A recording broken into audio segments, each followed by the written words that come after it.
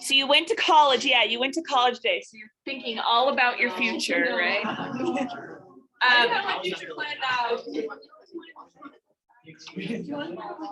Okay, so you've got some options for next year. English department gives you a ton of options. Everyone needs a full credit of English their senior year. Even if they have extra credits going into their senior year, you have to be signed up for English your senior year. Ashlyn. Why is literature the only class you need 4 credits of? Because you are always going to have to write no matter what you go into. So it's one of those things that you just have to keep practicing forever and ever, no matter what. Yeah, JJ. Yes, so I'm gonna explain how it goes. So you could take, so you're in honors this year, you could kind of take, I'm gonna call this a little bit of a step backwards, but you could go into just the on-track English 12 class. It'll just be listed as LA 12. They are supposed to do, they technically are supposed to do British Lit, but these days they kind of do whatever they want in there, but it's just like the regular English class. Oh my gosh. You could, and that's a year long. You could take elective language arts credits, and you would need to choose 2 of these. So there's a mythology class, a sci-fi fantasy, a journalism, and then there's 2 creative writing classes. So you could do creative writing 1 and 2. You could do creative writing 1 and sci-fi fantasy. You know, you can mix and match. Those are also like on track type classes. So they're going to be, you know, minimal homework, that kind of thing. There's a couple year-long classes you could take. There's Lit Mag, which is like the creative writing art journal that our school produces. You have to apply to get on Lit Mag though. So if that's something you're interested in, she's taking applications right now. So you would need to get on that right away. But basically they're a little editorial board and people will submit work to Lit Mag and you get to decide what goes in that magazine. You get to build it. Yeah, it would be a great class for you. Like, you should go talk to Mrs. Palmer about it. There's also newspaper, which is another year-long class that you know work on the school newspaper.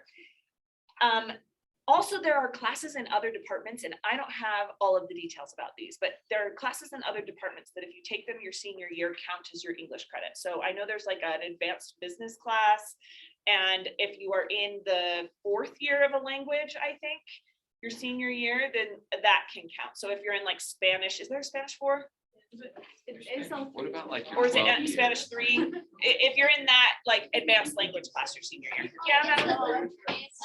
Oh, it's 3 year. Okay. So if you're in ASL 3 next year, then you don't technically need English credit. All right. So those are kind of those are all options. But I think since you guys are in and Xavier. Does the elective ones count as both elective and English credit? I think they would only count for the English credit if you were taking them to fill that requirement. Yeah. Yeah.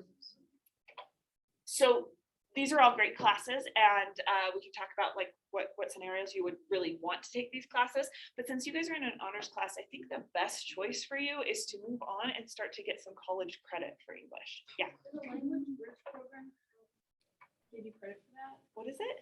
The bridge Chinese. program, it's like it's already a college class, but it always. Oh, I'm not sure. It would be something you'd have to take your senior year. I know that. Okay, because I'm already in that class for like the rest of the year. For this year. I'm in the rest for high school. Oh, for the rest of high school. Talk to your counselor. I'm not sure about that one. I'm guessing yes, but I'm not sure. Okay, so there's 2 options for you. There's 3 actually options for you to get college credit for your freshman writing class. So this one is your concurrent enrollment option. That's the writing 1010, writing 2010 class, the English 1010, 2010. So every single kid who goes to college, no matter where you go to college, has to take this freshman writing class. And it'll be called different things at different places. SLIC calls it 1010, 2010, and this gets you credit through Salt Lake Community College. So that's why we call it that here. At BYU, I think it's called English 115. There's different numbers for it, but every school has a freshman English class. And it can be really good. And it can be really tedious and bad depending on who your college teacher is, because it's usually taught by graduate students, not by technically professors, you know. So you might get an awesome one, you might get a not so awesome one, and it's really like luck of the draw. But it can be a really difficult class in college. Yeah. What exactly is the class? So in the class, it is the first one, the first semester is rhetorical analysis and argument writing. The second one, and this is at the college or at the high school. The second one is about making a portfolio and doing some more like, I think there's an interview component, like some more like, I don't know, niche kinds of writing. Yeah. But so right now it's Mrs. Burbis. She's not going to be doing it. She's retiring. So I think it will be, it's Ms. Cephas and Mr. Hurst. Yeah. Yeah. Oh. So if we take these classes, we like, is it like an AP class, like we get the credits, or like does it only go to Utah?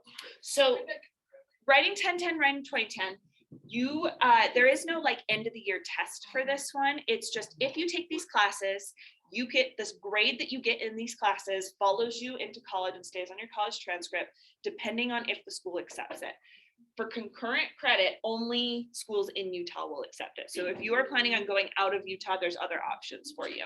But it's, I mean, it's basically, here's why. It's basically Salt Lake community credit, and not all schools accept that that credit is equal to their own school's class, which is fair, honestly, for Salt Lake Community College. So they will accept like SUU, UVU, USU, they will accept concurrent. Check in with some of them, the schools that your dream schools, check in to see if BYU is doing it next year, or U of U, they change things around. So decide whether or not that could be an option for you. Let's skip that and go to these two. These are also options for getting that writing credit. It's kind of tricky because I teach the AP language class and Miss Shirtliff teaches the AP Lang, and technically it's like an 11th grade class, so it's mostly 11th graders in there. We do have like 5 seniors in each class, but because of that, I repeat a lot. So if you were to take this option, you probably want to take it from Miss Shirtliff, not from me, because you'll get a whole, like, you'll just get me saying the same things. I don't have enough knowledge to go to all these classes. You know, we read Gatsby, we read Frederick Douglass, like we do a lot of this same stuff. But that also will get you that freshman writing credit. And the nice thing about AP is that it transfers anywhere. Different schools will have different expectations for your score. So like UVU will take a 3, it's out of 5. UVU will take a 3 and you'll get that writing credit. BYU and the U take a 4 or 5. So they're a little bit more picky. But even Harvard, even MIT takes AP credit from any school. For Harvard, you have to go 5, but they do take the credit. So this kind of stuff, it transfers. The other thing is this one, your grade that you get in the high school class will transfer to your college transcript. This one, it won't. It will just be the score at the end of the year. So if you're the type that's like terrible grades, but you know the stuff and you get good scores on the tests, then this would be a better option for you because it just shows up as a 4 or 5 on the test, and that's all that follows you. You get that credit. Okay. Another option is AP Literature. This is kind of like what we consider like the capstone class of high school. It's like, I wouldn't say it's the hardest class because this one tends to have a little more homework than this one, but it is the one that's supposed to be like this culmination of your, English classes in high school. And this is the one where we really focus on reading literature. So we do poetry and literary analysis for the whole year. So we read a summer book, which I haven't decided yet. I think I'm going to do a Western this year. And then we do King Lear, we do a bunch of poetry, and we do a book called As I Lay Dying. And Kendall's over here, right? No, Kendall's over here. Kendall's over here. We do Pride and Prejudice, which we're doing right now, and it's really fun. We do like a bunch of rom-com stuff with it. We do Lord of the Flies, which is also really fun, about a bunch of little boys abandoned on an island trying to kill each other. We do a play called Streetcar Named Desire, and then we can fit in 1984. So it's like a lot of books for the year. And yeah, so this one will get you writing credit at some schools. Not all schools will take AP Lit credit to count for your freshman writing, but it will at all schools give you a humanities credit, which is worth like a general education credit. So you'd never have to, I don't know why you wouldn't want to, but you wouldn't have to take an English class again with like books and so on. It would take care of that requirement. So last one, COM 10-10-2010 is another 10-10-10-20 is another concurrent enrollment. This does not count for your freshman English. It just counts for that general education humanities credit. And it is, again, at Utah schools only because it's concurrent. Whew. If after all of that college stuff yesterday, you're like, I want to go to a really good school. I'm going to like reach for the stars. I'm going to get into my top school. I would suggest looking at the AP classes because schools don't weigh concurrent and AP the same way. Admissions counselors have told us that the AP looks a lot better on your transcript than concurrent. But that doesn't mean that concurrent isn't a really good option for you too. Last thing. And then I'll take more questions if you have them. There is a cord in English that you can get. It's like a cord you wear around your neck when you graduate to say like, hey, I'm awesome and I kind of graduated with honors in English. If you want that cord, you have to at least some point in high school have an elective class. So you could also take writing 10, 10, 20, 10 and creative writing if you wanted to go for that cord. Okay, what questions do you have? Haley?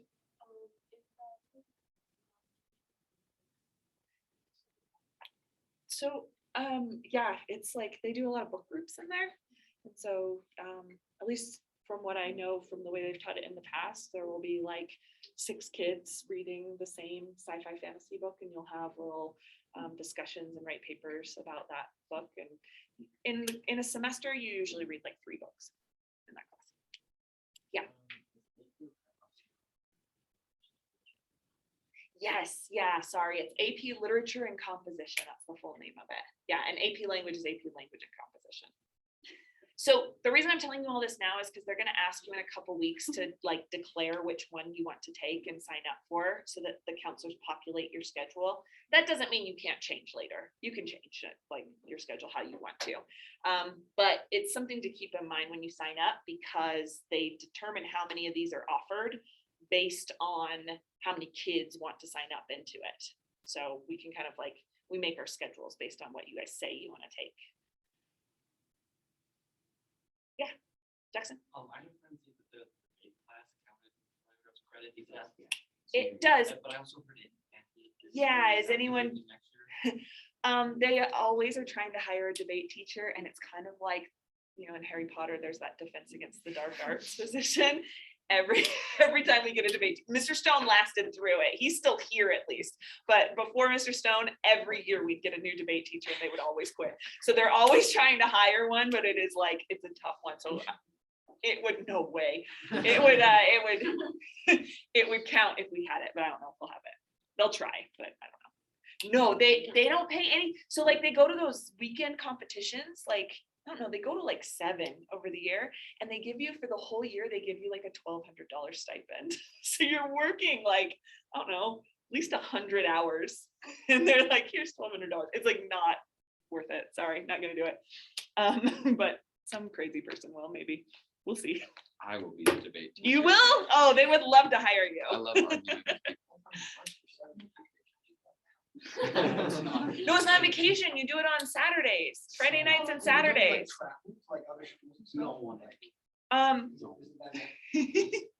How old do you have to be? No, it's awesome as a student. Was anyone in debate last year? As a student, it would be super fun, I think. I wish my school had debate, it didn't. But as a teacher, I'm saying it was not worth the money. Last year, I'm sure that's the reason. What? Knowing people in it last year, I'm sure that's the reason. They're intense, right? Yeah. Debate kids are always intense, but they're really good students. So I don't know. I have like, friends that graduated last year. Fairly fun. They love to fight. Yeah. All right. So if you have any questions individually, like about, you know, workload or which one I think you should go into or whatever, let me know. I think you guys could all do AP and it would be no problem. Like people, just to be clear, and I've probably given you this pitch before, but people get A's in these classes. It's a little more homework than this class, but not all that much more homework than this class. So, all right. Speaking of work, let's talk about work. So in The Great Gatsby, it's got these different kinds of people represented, we've got East Egg versus West Egg versus Valley of Ashes. So let me show you a little map of what that looks like. Pull out your books too. Pull out your Great Gatsby's. And if you don't have one, they're over against the wall. You can borrow one.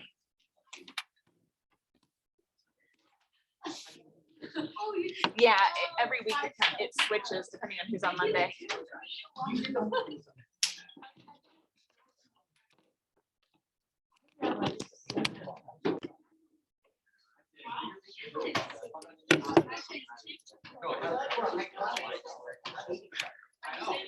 I thought that was the deal.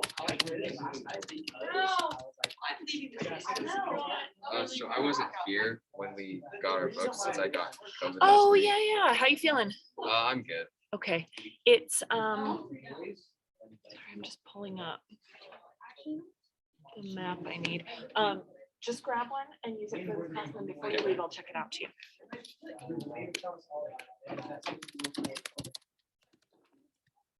Did you do anything important on Friday?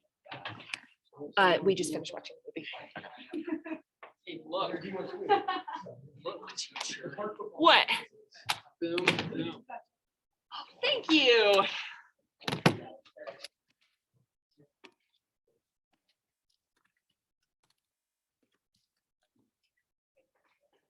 Sorry, I meant to have these up.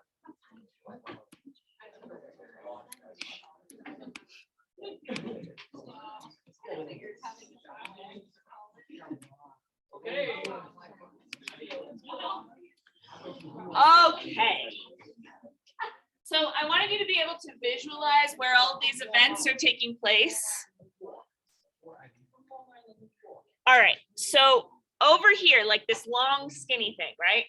That's Manhattan.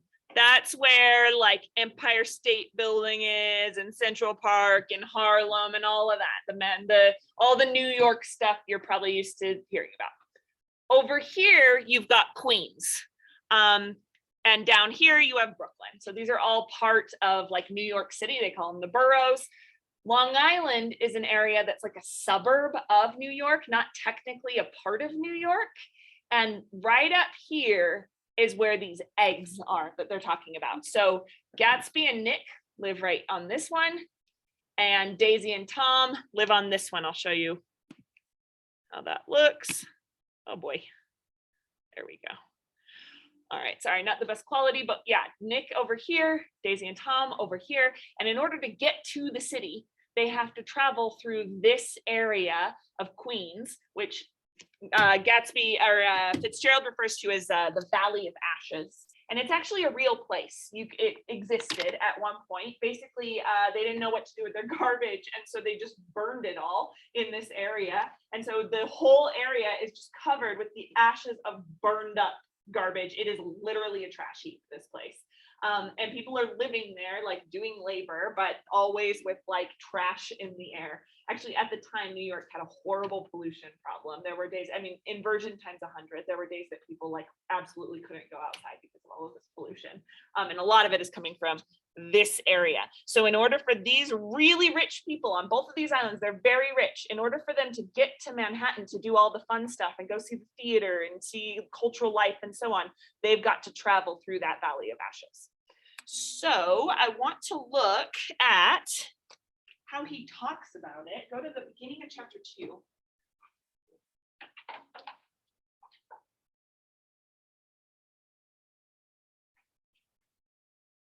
Actually, I lied. Let's talk about East Egg and West Egg first. Go to page 5.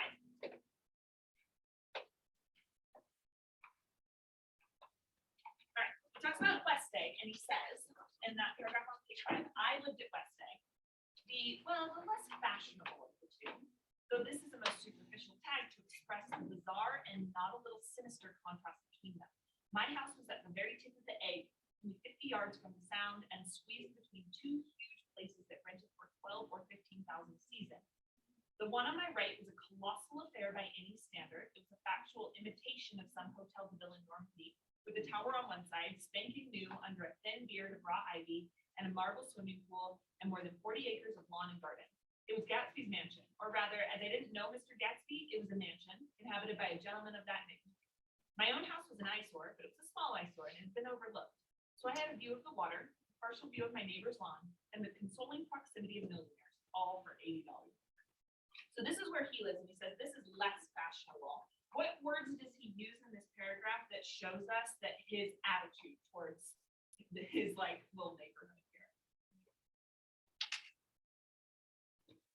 Yeah, that's he says I sort of talk about his own house, right? He's like, next to this giant colossal house, my house is like this eyesore. What else does he talk about? Actually, I just said one. That word colossal. What kind of connotations does that word have? Really hugely big, right? It's like, it's not just large, it's not just grand, it is colossal. And usually we don't use the word colossal to talk about things we feel positively about. Colossal is a monstrous term. You know, Godzilla is colossal. To call a house colossal is saying it's like, it's monstrously big. And the way he describes this house, it's like, it's an imitation of some Hotel de Ville in Normandy. Doesn't that sound like our Spiegels, the Queen of Versailles people? Like they made an imitation of Versailles. Here's this house that is imitating this like old world European house. What I think is so funny about both the seagulls and this, what happened? Do you guys know what happened to people at Versailles? The end result of Versailles, what happened? Yes, chop off their heads. Everyone was so mad at them for being so rich that they were like, oh, you know what? Like the people are starving and you're living this wealthy life, cut off their heads. And yet here are the wealthy in America trying to imitate that, being like, they can be wealthy too, you know, not kind of ignoring the consequences. Okay, so that's his neighborhood. And then across the Courtesy Bay, this is at the bottom of page 5, across the Courtesy Bay, the White Palace is a fashionable East Egg, glittered along the water, and the history of the summer really begins on the evening I drove there to have my dinner with the Tom Buchanan. So it's a fashionable place across the water. Go to page 6, the last paragraph on page 6. He says, and so it happened that on a warm, windy evening, I drove over to East Egg to see two friends whom I scarcely knew at all. Their house was even more elaborate than I expected, a cheerful red and white Georgian colonial mansion overlooking the bay. The lawn started at the beach and ran from the front door for a quarter of a mile, jumping over sundials and brick walls and burning gardens. Finally, when it reached the house drifting up the side in bright vines, as though from the momentum of its run, the front was broken by a line of French windows, glowing now with reflected gold and wide open to the warm, windy afternoon. And Tom Buchanan in riding clothes was standing with his legs apart on the front porch. Man spreading there on the front porch. That's classic Tom. We are in new seats. Meet the person next to you if you haven't already. And I want you to talk. How does Nick's attitude about West Egg and East Egg, how is it different? Okay.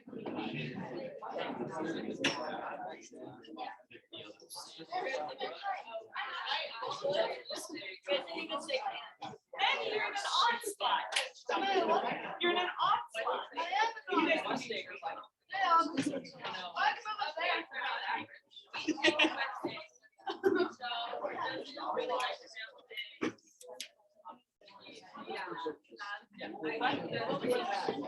Discussing how Nick's attitude towards East Egg and West Egg is different.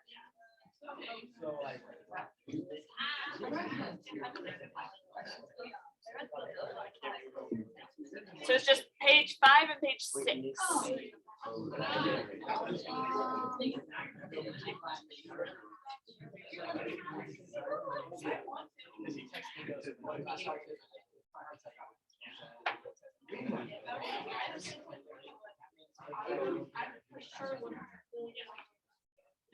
Sure, I know that.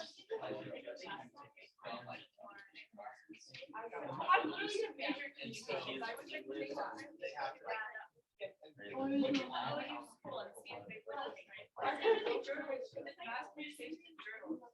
that's a good one. You might want to take your journalism and but then again, I can just or you can take a team, right? Yeah. Yeah. All the electors.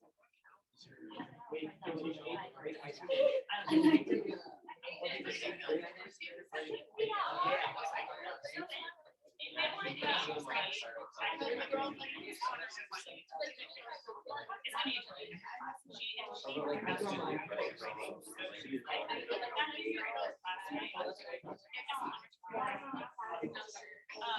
it. It's a lot, right? So it's like a lot of, like, I'm already saying, we're sitting in the dryer, but it's still like, yeah, but if you were, but I don't know if you're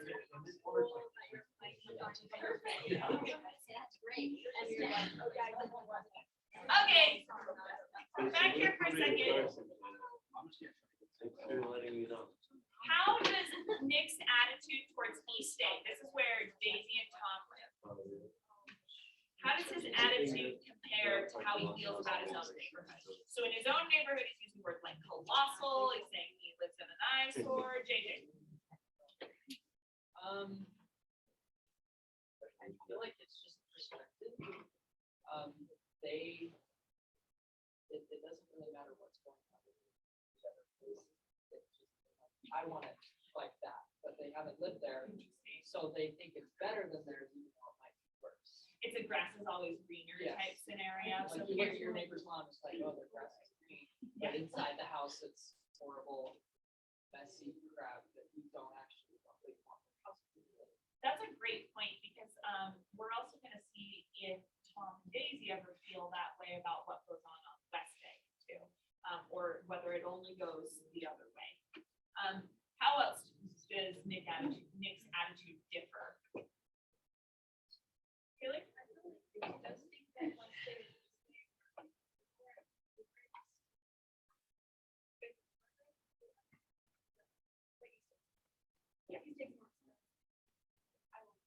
Yes, I think East Day, even if the houses cost the same amount, I don't know. I think that they do, right? They're both millionaires, right? So even if they cost differently, it's like these tiny little differences. They're rich, both sides. And yet he says East Day is so much more classy, right? They've got a Georgian colonial mansion.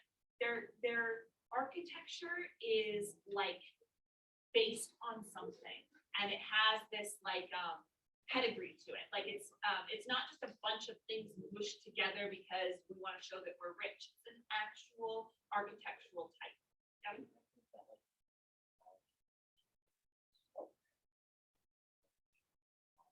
Yeah. Yes.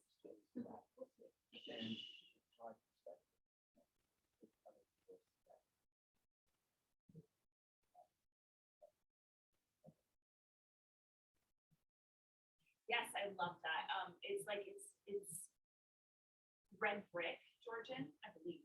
I believe Georgian is red brick with columns. Should look that up. I should show you. But it's like very like proper looking. Whereas Gatsby's house, the way he describes it, it's like it's a pool, it's ivy, it's marble, it's all this stuff. Have you heard the term McMansion before? McMansions, it's not a McDonald's mansion, although that sounds interesting. A McMansion is like, I don't know why we call it this, but it is like what the people in Queen of Versailles have. It is where you kind of have a style you're going for, but really you're just mashing a bunch of stuff together so that you're showing how much wealth you have. 10 kitchens, a sushi bar, a roller rink, a bowling alley, stick it all together just to kind of like show off how wealthy you are. That's what we call McMansions. It came out of the housing crisis, everyone looking at these houses and just being like, oh, filthy rich people, you know? That's what Gatsby's house looks like. Whereas Tom and Daisy's house, the windows glow like gold, like they are inviting, and it is pristine, I think is the word Taylor used, right? Yeah, it's this pristine vision of what it means to be an American. All right, compare this now to the beginning of chapter 2. Left. So West Egg, East Egg, both really wealthy people, but one is fashionable and the other is like, oh, you know what someone said yesterday? It was perfect. It was like the famous YouTuber's house versus like an old school Hollywood house. And kind of thinking about what how the YouTuber is perceived by society and how we all just think like, oh, you don't deserve that much. Like, how did you get here? You're spending it in gross ways. And then versus like the old school Hollywood where you're like, that's class. That's how I would like to live. That's kind of the comparison.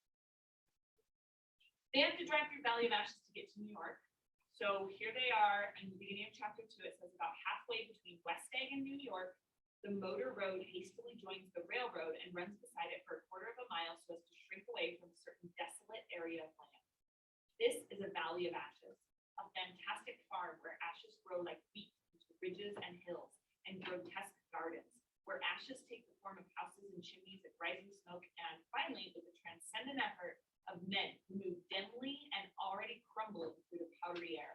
Occasionally, a line of gray cars crawls along an invisible track, gives out a ghastly creak, and comes to rest, and immediately the ash gray men swarm up with leaden spades and stir up an impenetrable cloud which screams their obscure operation structure site. So this is like where all the car mechanics are.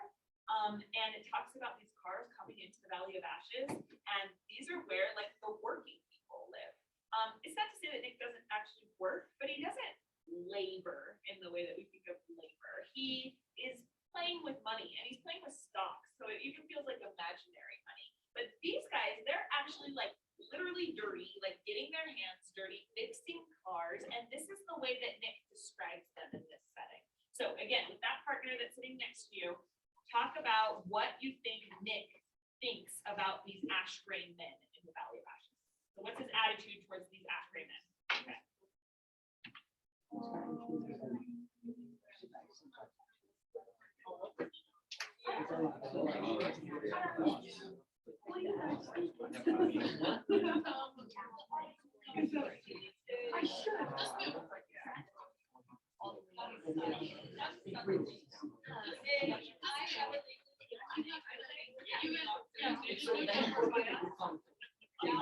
You don't have a marker.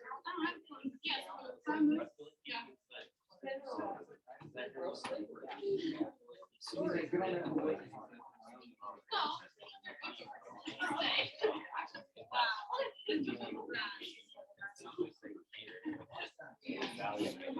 I don't know if you guys are able to hear me up there. I hope you are.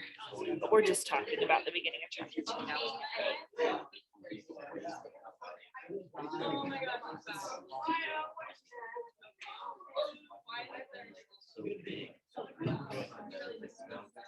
All right, talk with me now. I know that was short. What is Nick sort of bringing out about these hardworking car mechanics? How does he feel about them, or how does the world feel about them? Yeah, right.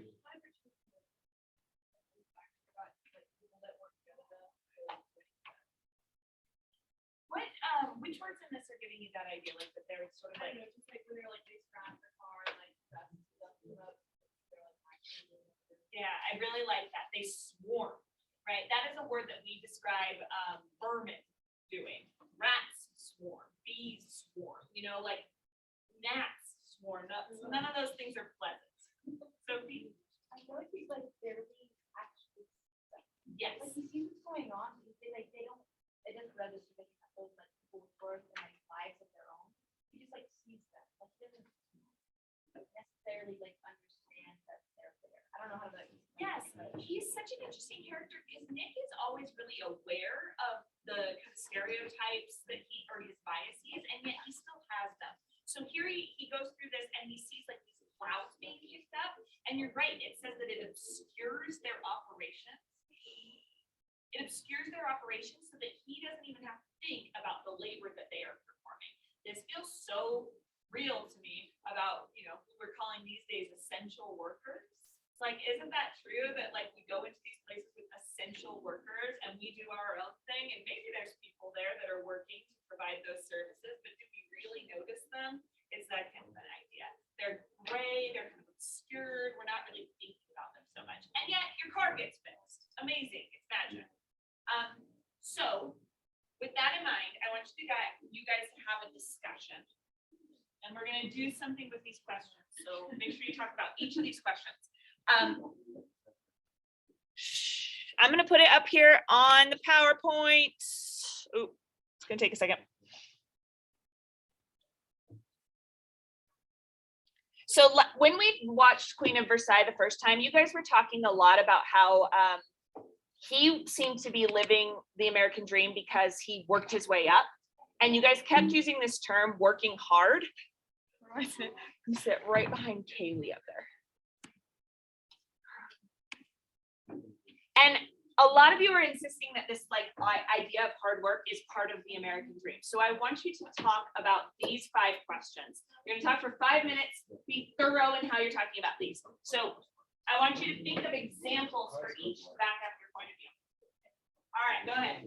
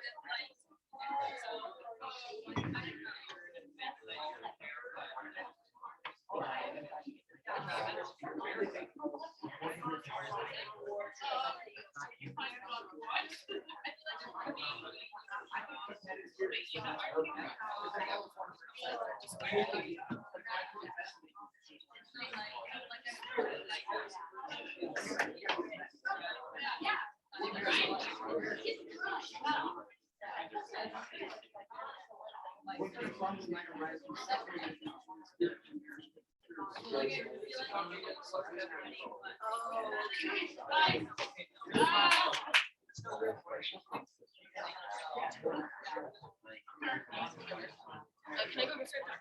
Yes, thank you so much.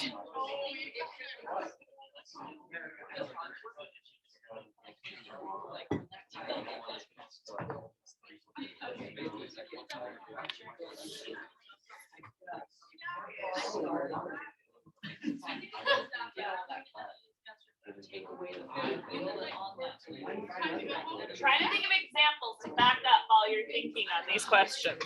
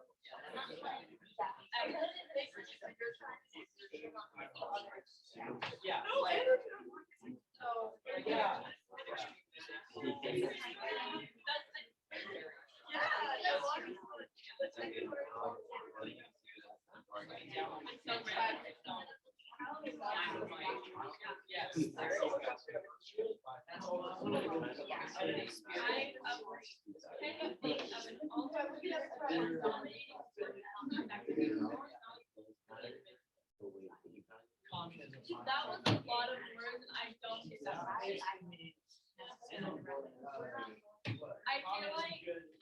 I feel like for number 4, you just pulled up a thesaurus and just looked up a bunch of words that are sound. Okay. Like you had like a really easy sentence, and I don't understand. And then you pulled up a thesaurus, and you were like, how do I make this sound like a No, I'm just saying, is there something that's more valuable in our country than a work ethic? Like, we could value leisure more, we could value family more, or.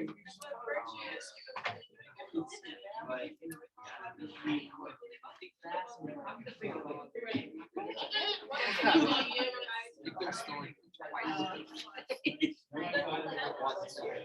right, well, nothing I can do about it.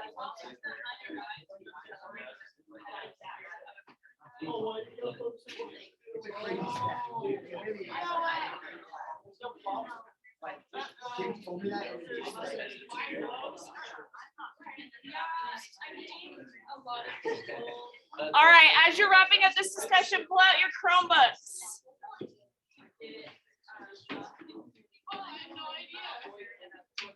Get those Chromebooks loaded up.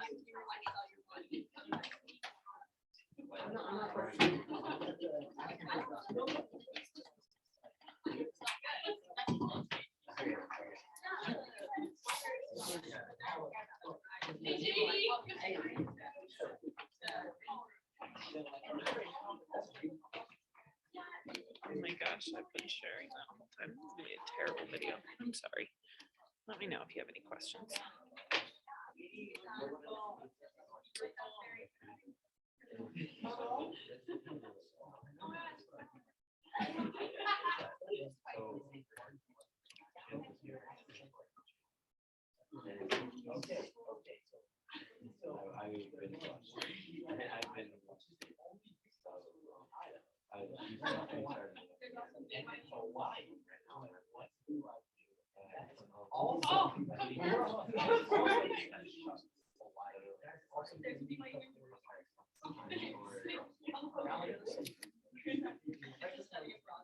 Okay, once you get those Chromebooks plugged in, you're gonna find this assignment, hard work, thesis, and outline.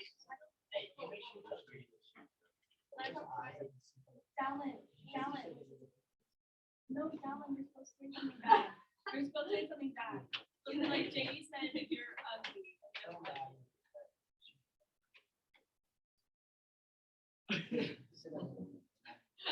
So you're logging in and clicking on this assignment. Oh, yes. And then you're gonna make a copy of this worksheet.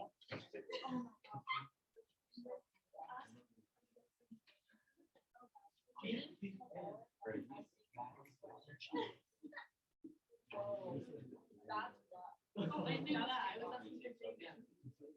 I knew that. Woo! Kick low?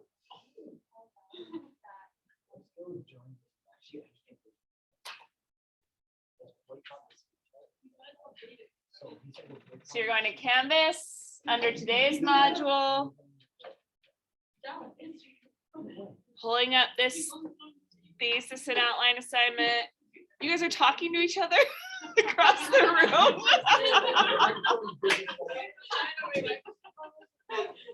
I saw JD on his phone. I was just like, ugh, JD. I didn't realize it was a good joke.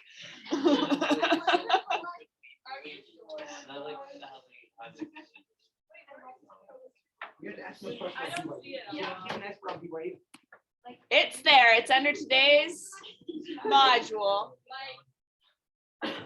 January 31st / February 1. Yeah, that's today. It just says homework, chapter. I don't know. I'm seeing on other people's computer it's up. So I think you're on there. So if you guys click on this, what happens?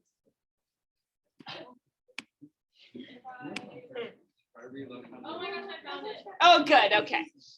Wait. Whoa. What? Whoa.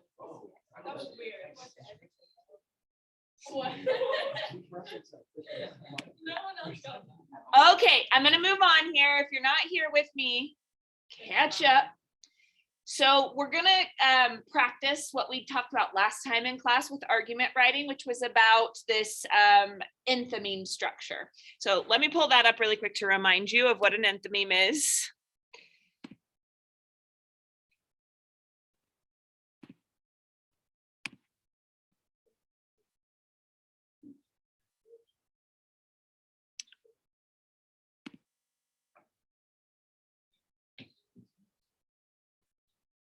It's taking so long.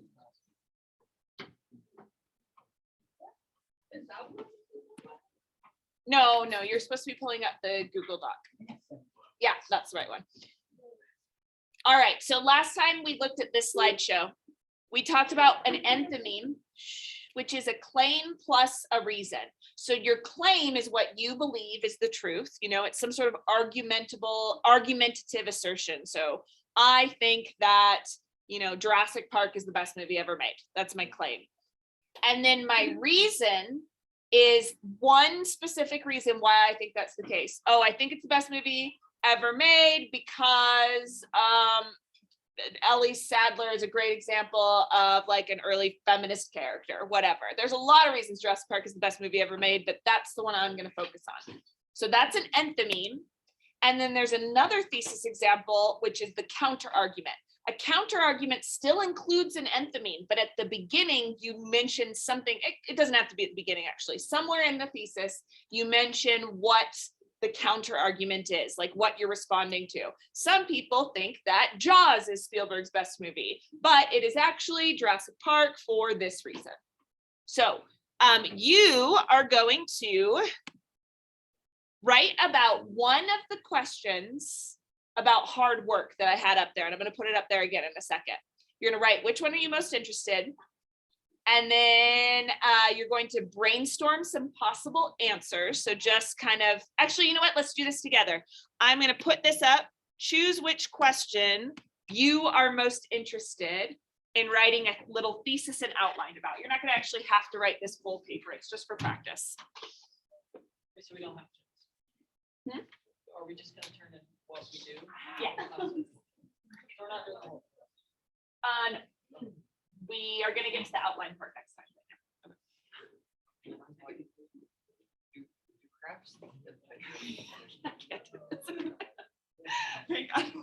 All right, so you're going to copy down the question on number 1 on your worksheet. Copy down the question you're most interested in, because I'm going to take down this PowerPoint soon and you won't have it anymore. So just write it into your own Google Doc.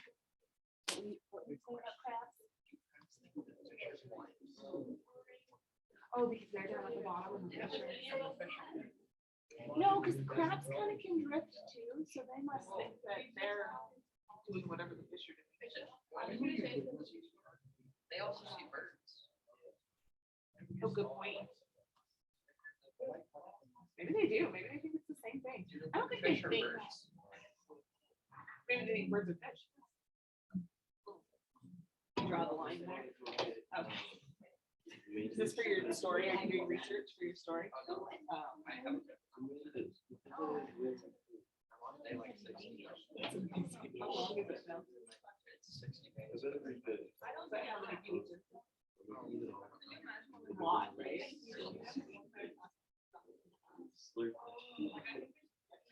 Okay, raise your hand if you have the question written down. Few people. I'm going to give you 30 more seconds.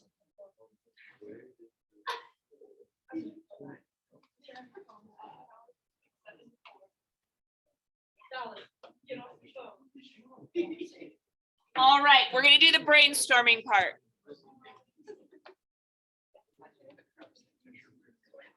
I like that. Okay, the brainstorming part here. I'm going to set a timer for 3 minutes, and I just want you to write everything you are thinking about this topic. Even if it's contradictory, even if it's bad writing, it doesn't matter. You're just going to word vomit on that page and write down everything you're thinking. Does anyone have any questions about what you're supposed to be doing? Word vomit onto your computer, yeah. Okay. So it should be totally quiet while you're brainstorming. 3 minutes, ready, go.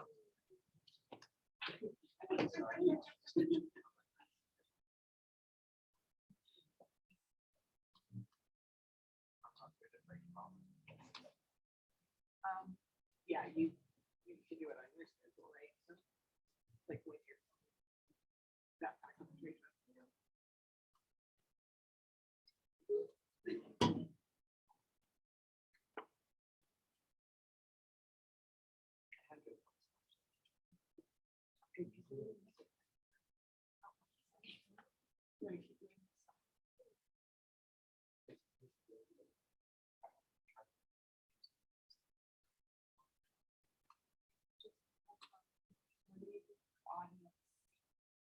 going to be really opposed to your idea.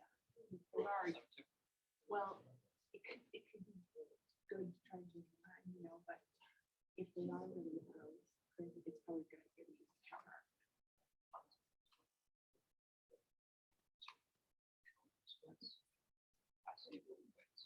Then it might not be, then you might want to do something. Right, but it just depends on who your audience is. I didn't know on how. The spirit. Yeah, spirit creates problems. Oh, cool. It does. Yeah, I agree. It creates, yeah, I see what you mean, though. It's not a completely one way. It's not a black and white issue. The counterargument is saying, well, it's not as valid, it's not saying that it doesn't exist. Right. You should be silent while you brainstorm. You're writing as much as you possibly can in 3 minutes.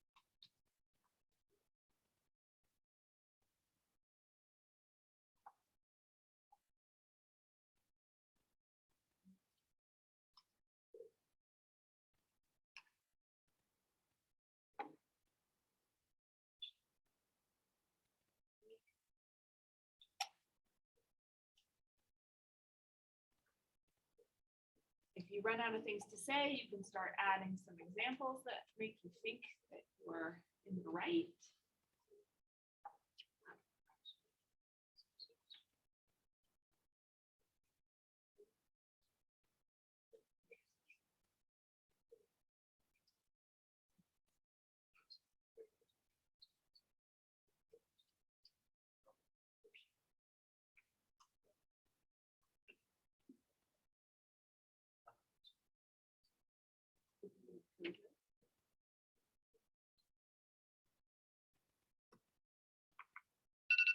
Okay.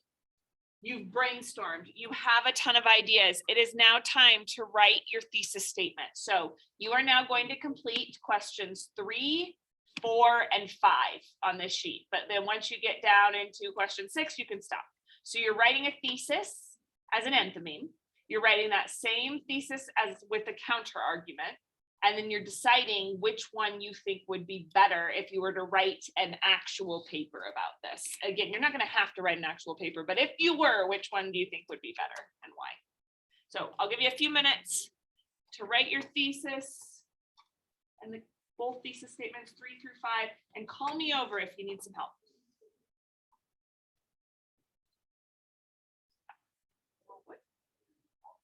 Wait, broken?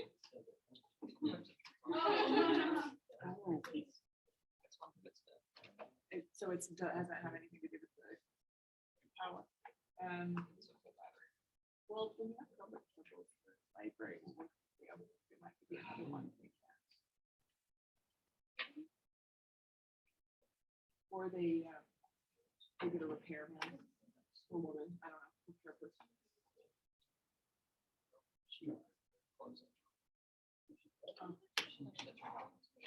Yes. Those? Yeah. Yeah, so it's like if your thesis is like the Jurassic Park one, Jurassic Park is the best movie because this character is the best.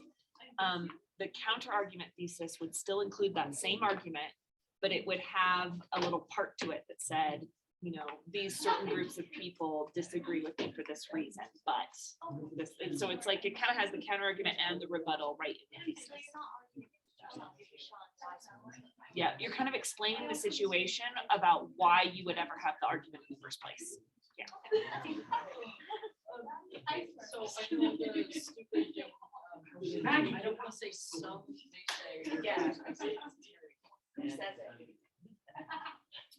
I know, but it still makes no sense. Strive for stability, which leads to joy. So who do you think? So it sounds like it's your counter. Yeah. Who do you think that is? It wasn't. So it could be like people with the entrepreneurial spirit.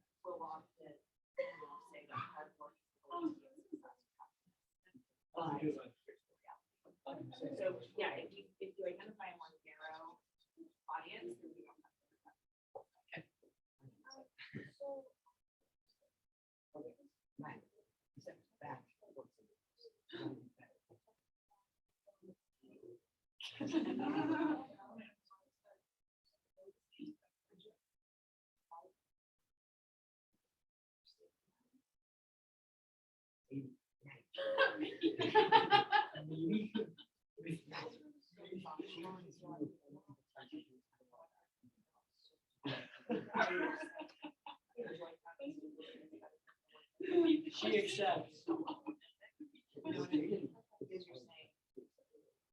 No, what you're saying is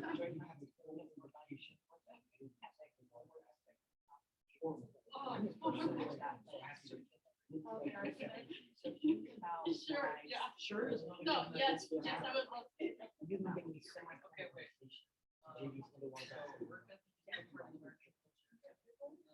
Most people that achieve success would say that. Okay, is this an ear? Yes. I like that. Little thing, that would be so cool. I really check through and see if there's phrases that don't. Like you? Yeah, but you. That is literally. So you can't be.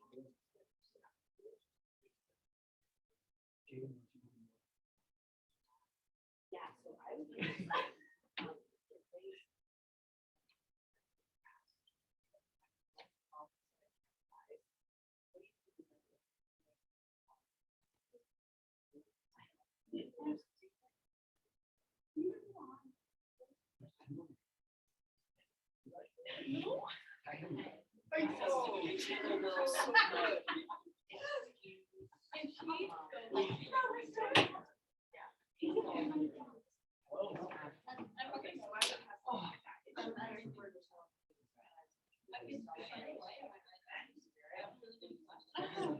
Should I?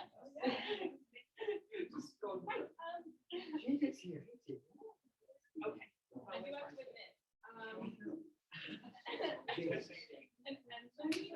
Yeah. I like.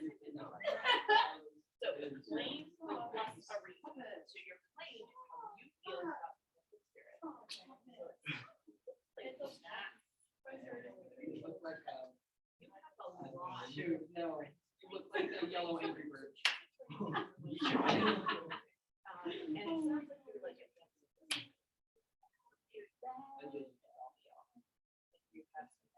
Is that right? That you have some. So. If you. Oh. It's a little. You've got a lot of different ideas. Okay, so you're gonna say whether or not, like, you kind of have to frame it, like, my argument is that because the spirit is something to always celebrate, or it's always strive for. And then you'll have because, and you can think about why the spirit is good or bad. Whichever one.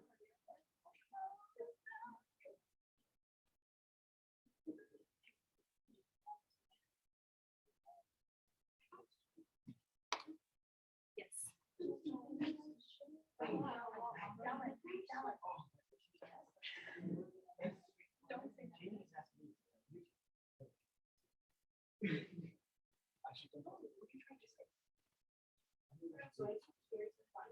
Well, she said it, but not.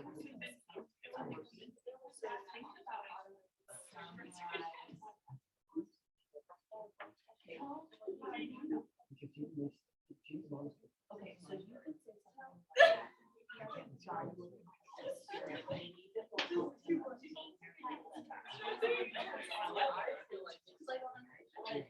Yeah. So instead of saying organic, distill it to guarantee opportunities. You should relate it to opportunities that people are given. Like, you know what I'm trying to say? What we said when people don't have the opportunity to get that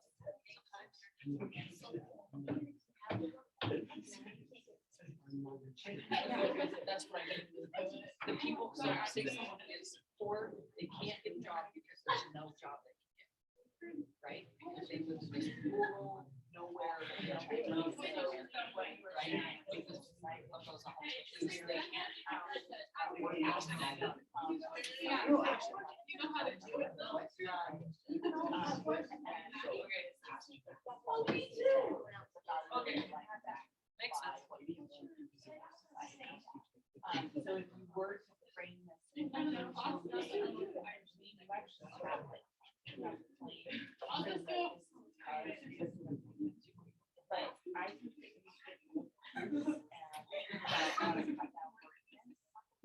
About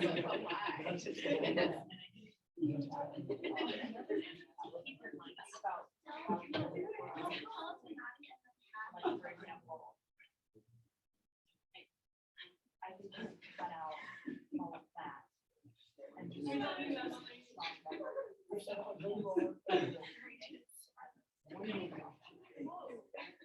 mean? And try and like, say this.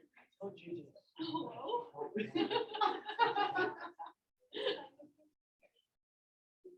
How many of you guys have gotten through 3, 4, and 5 now? So this is a short one. Your thesis statement? Yeah, ideally it's 1 sentence. Okay, let me check in because a bunch of you are done with 3, 4, and 5. So let me check in with you. What? If you're not done with those 3 questions yet, that is okay. Keep working on it. But if you're ready to move on to question 6, this is where you're going to brainstorm about all the different examples that could potentially support your thesis that you've just written. So you could think about examples from your personal experience. I work at Walmart and we are short-staffed right now, and this shows, it could be from your own perspective. It could be about stuff that you've read, like for example, Gatsby. That's why we got into this subject, is because they're talking about how we view work versus wealth. It could be from anything you've read or seen. It could be from movies or TV. It could be from current events, just stuff in the news that you know about, or it could be from history, stuff that you know about from the past. And you're just going to brainstorm a big long list of all of the things that you believe could support your argument that you just made. Okay, keep working on. So now we're going through 6. Good. Yes.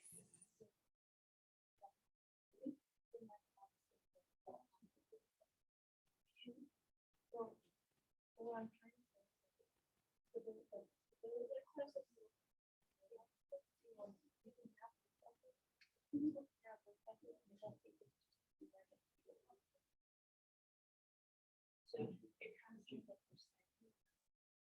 whether or not you have work ethic, the amount of success ability you have. Yeah. Or is it about how you use it? I was going back to the podcast where it was like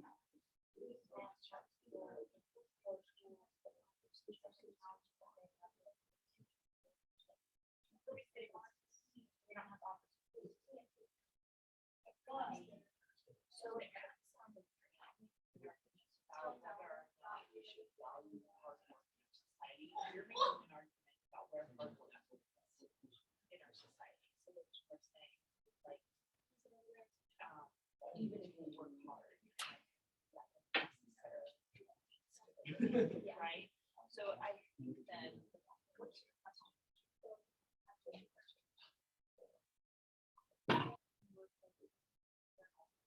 Okay, cool. So maybe your idea that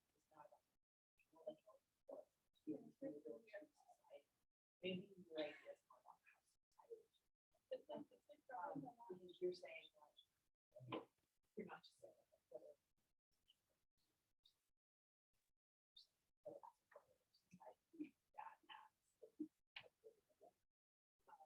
so when you say more value for work,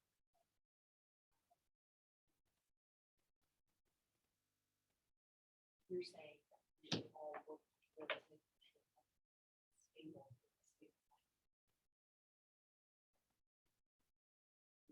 So tell me again.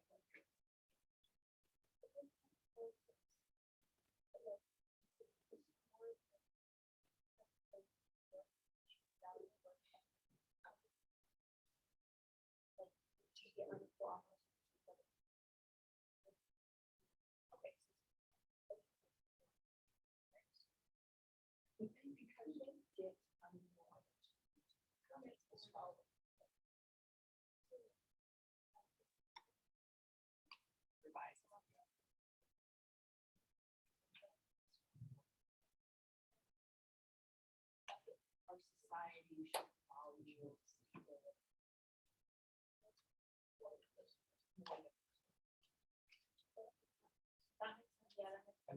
so what I would do to revise actually make sure that it's not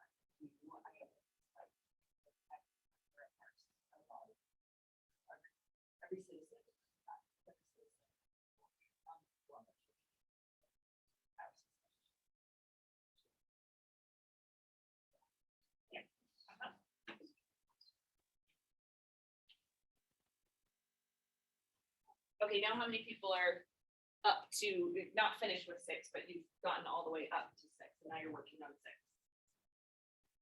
Okay, cool. When you're on number 6, you can also do a whole bunch of research online to find some examples that will help. I know our internet is so blocked that it's almost useless, but you can find a bunch of examples that'll work with your argument.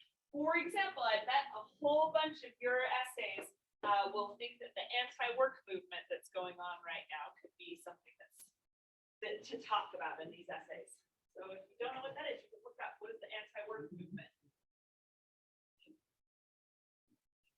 Or the great resignation that's going on right now.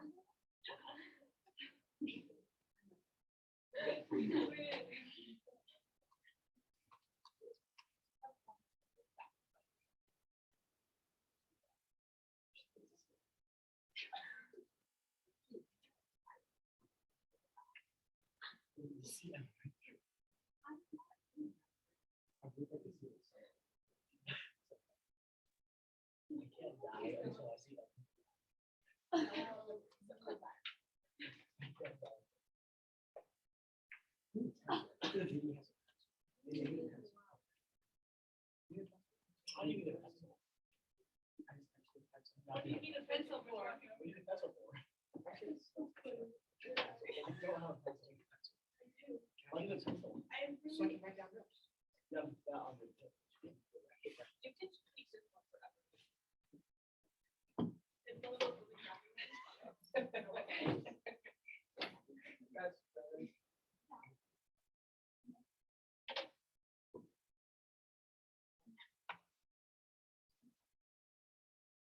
Okay, I'm gonna give you 5 more minutes on this, and then we're gonna move on.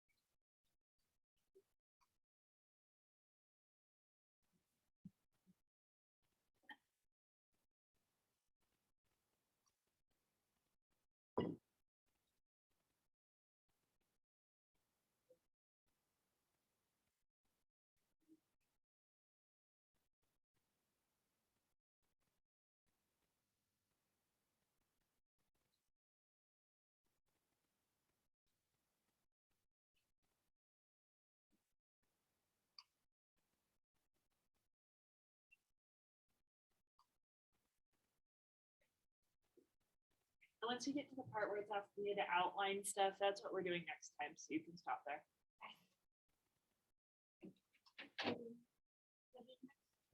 Yeah, we're gonna finish, yeah, starting with 7.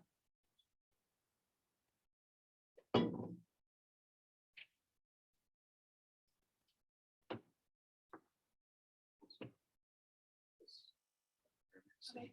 I can't tell if this counts as an input because I made it backwards. I'm not entirely sure what I'm saying. It should be like simple for that.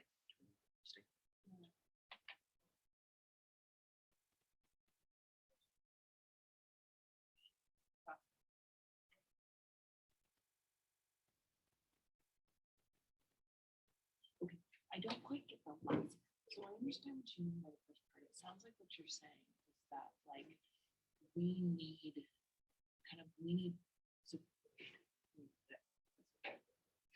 we know that the reason that people want to work hard is because of their own gain. Or like Right. people just sort of like a desire to just want to get things for themselves. Okay, so it's like a sense of individuality Yeah, or like and ambition. kind of like selfish, just we're not like getting, we're just like Right. wanting to provide for yourself. Right, okay, So cool. yeah, it got complicated there. So like, And then it how says can I make it simpler? Yeah, like make it make sense. What's it? so Doesn't make I sense. wonder if you need that part. I I wonder if you need to say that this is a lower standard of morality. I actually wonder if you need any of it. Let's see. I'm trying to see if you encompass all of it here. It's feasible to protect and motivate through higher moral standards such as self-respect. So like that would be my reason. Yeah. So I would like take evidence from this, so I don't need this. Okay. Let me make sure. Because you do say, okay, what if, so you say the higher moral standard is self-fulfillment, right? But what if instead of saying the idea of a work ethic, you talk about this part, providing for others that you care for? So what if you were to say it isn't feasible to attempt to motivate them to their higher moral standards, such as self-fulfillment or providing for others? Does that make sense? Yeah. That makes And then I think you could delete this whole last section because you have already, with the word it isn't feasible, and with this point about their own gain, you've already covered what you cover in that part. Okay.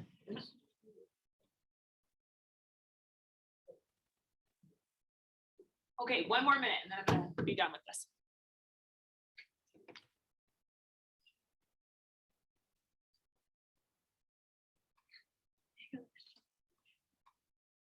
Yes, sorry, it took me a second.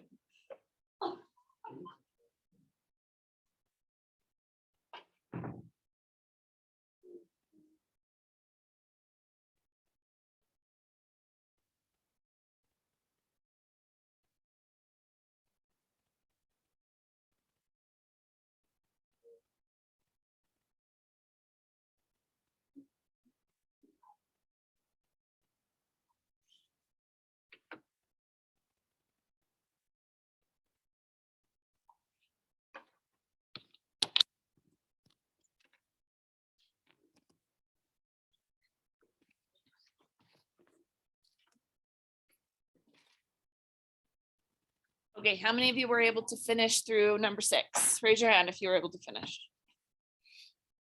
Okay, awesome. So you're not going to turn that in today. I'm going to unpublish the Canvas course right now so I don't forget. So you're not turning that in today. We're going to finish it next time when we talk about structure. So just hang on to that. Remember what you called it. Maybe give it a nice name so you can find it in your Google Docs. And I want to discuss what you guys have been talking about. So in The Great Gatsby, he talks about this labor that is hidden, that is not that valued. This is what people are doing in the Valley of Ashes. It's not that valued. It's kind of like grotesque in a lot of ways. He uses the word grotesque to talk about the setting. He doesn't like what he sees there. And yet at the same time, he knows that that's wrong. Like we can tell that Nick is like, oh, sucks to be them as he talks about these workers. And he also talks about how all of these people are also always being observed. They're both invisible, but also under scrutiny. So go back to page 23 again.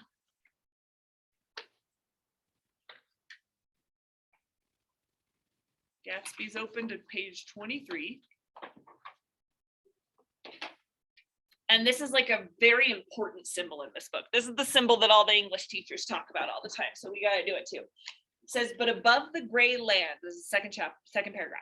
But above the gray land and the spasms of bleak dust which drift endlessly over it, you perceive after a moment the eyes of Dr. T.J. Eckelberg, Katie, the eyes of Dr. T.J. Eckelberg are blue and gigantic. That she wants that to be her nickname now. So everyone, that's what we're calling her. Their retinas are 1 yard high. They look out of no face, but instead from a pair of enormous yellow spectacles, which pass over a non-existent nose. Evidently some wild wag of an oculist set them there to fatten his practice in the borough of Queens and then sank down himself into eternal blindness, or forgot them and moved away. But his eyes, dimmed a little by many paintless days under sun and rain, brood on over the solemn dumping ground. So you've got this, it's a billboard is basically what he's talking about. It's this giant advertisement of an eye doctor. An oculist is like somebody who's fitting somebody for glasses, and he's looking out over everything that happens below him. And then you have the Valley of Ashes is bounded on one side by a small foul river. And when the drawbridge is up to let barges through, the passengers on waiting trains can stare at the dismal scene for as long as half an hour. There is always a halt there of at least a minute. And it was because of this that I first met Tom Buchanan's mistress. So you have the eyes of the billboard, which like billboards are like as representative of capitalism as you get. Here is a product that you can buy, and these eyes are going to look down at you and remind you of this product that you can buy always. This is like what you are looking up towards, right? But then you also have the people passing by in barges that will stop waiting for the bridge to rise up, and they'll be staring at everyone in the Valley of Ashes.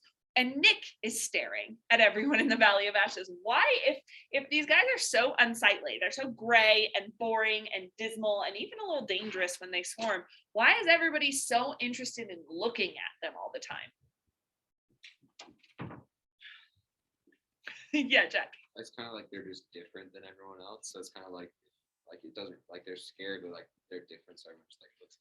Okay, yeah, especially for these rich people. Have you ever heard that phrase like going slumming? It's like you go to these dangerous neighborhoods, or you date somebody who's like way beneath your class. You know, that's an offensive thing to say, but it's because you get to like experience this whole different world, something I don't know anything about here in the suburbs. That idea. Gavin?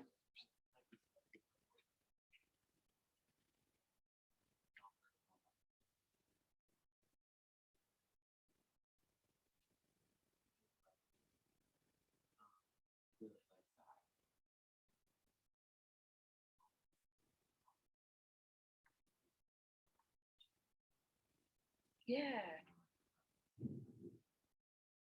Yes, absolutely. So you've got these eyes of like the system itself, we could say then, sort of like knowing that these people in the Valley of Ashes are what's holding it all up. Okay. Anything else you want to say about why everybody's looking at them all the time? Yeah, Dash. Maybe it reminds them of how their life could have been.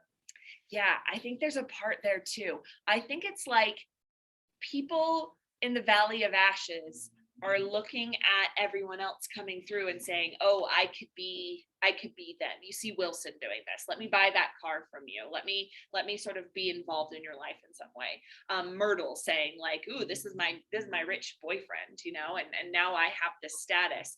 But everybody else, when they're looking down at the laborers, it's like, woof, could have been, but, or not even could have been, but like, glad it's not me, you know, glad I'm not in that position. Nick is so unkind about these people. Look at how he describes Myrtle. So this is on page 25, bottom of the page. His voice faded off and Tom glanced impatiently around the garage, looking for his mistress. Then I heard footsteps on a stairs, and in a moment, the thickish figure of a woman blocked out the light from the office door. This, he says thick here, and I think he means it in the same way that we mean it now. Which is weird. It's like it somehow, like all of this slang has passed hundreds of years, and now we're back to calling people thick. It's not a flattering term in this case, but he is sort of saying like she's got curves in all the right places, because she says she was in the middle 30s and faintly stout, but she carried her surplus flesh sensuously as some women can. So she's like curvy.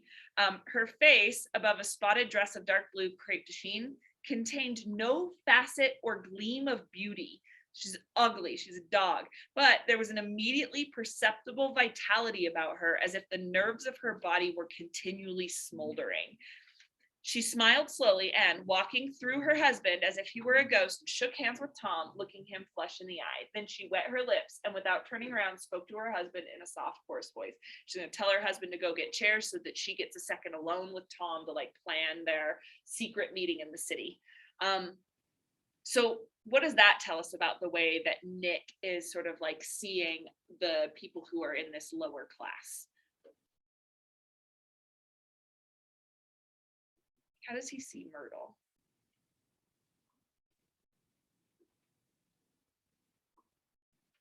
It's not very flattering, but I mean, he is saying like, oh, she's curvy, she's got curves in all the right places, but why does it seem so unflattering and so mean the way he describes her?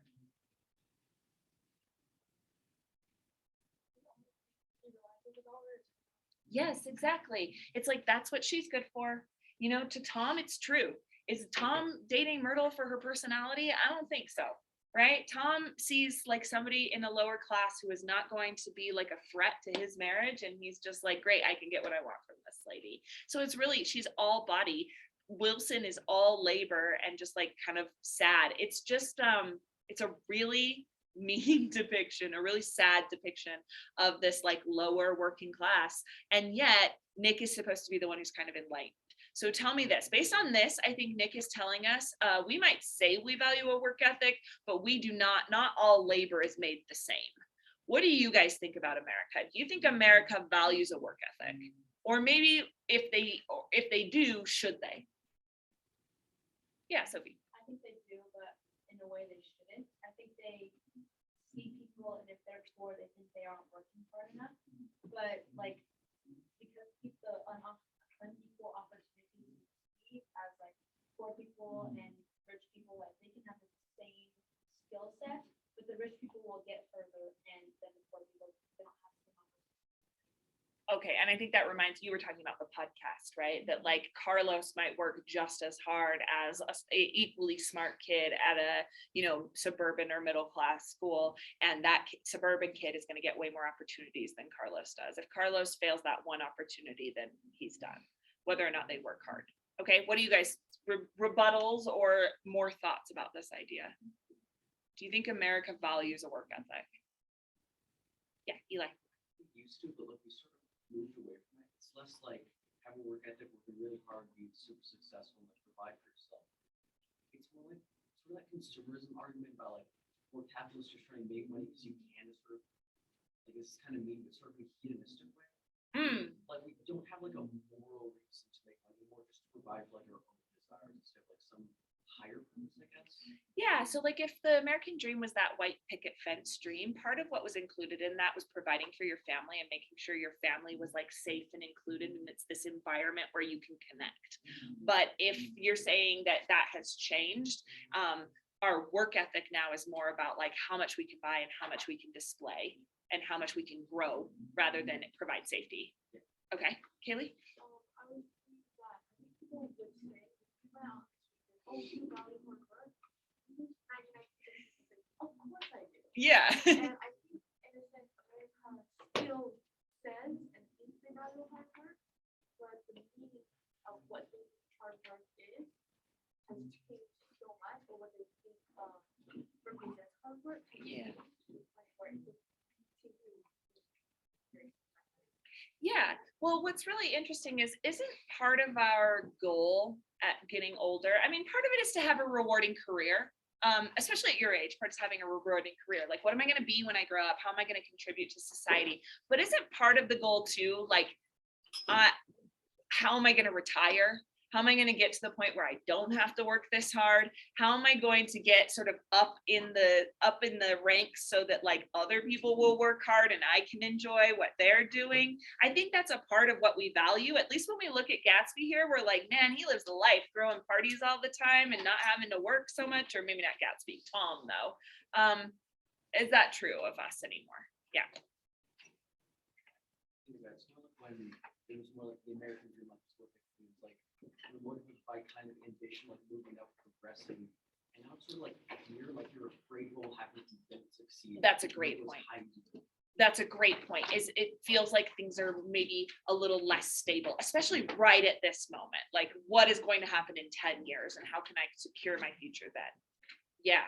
Okay, we're gonna keep going with this assignment next time. And so I pushed the reading that was due next time to the time after that till next week. So there actually isn't homework for next time. But you can always get ahead so that you won't be so overwhelmed.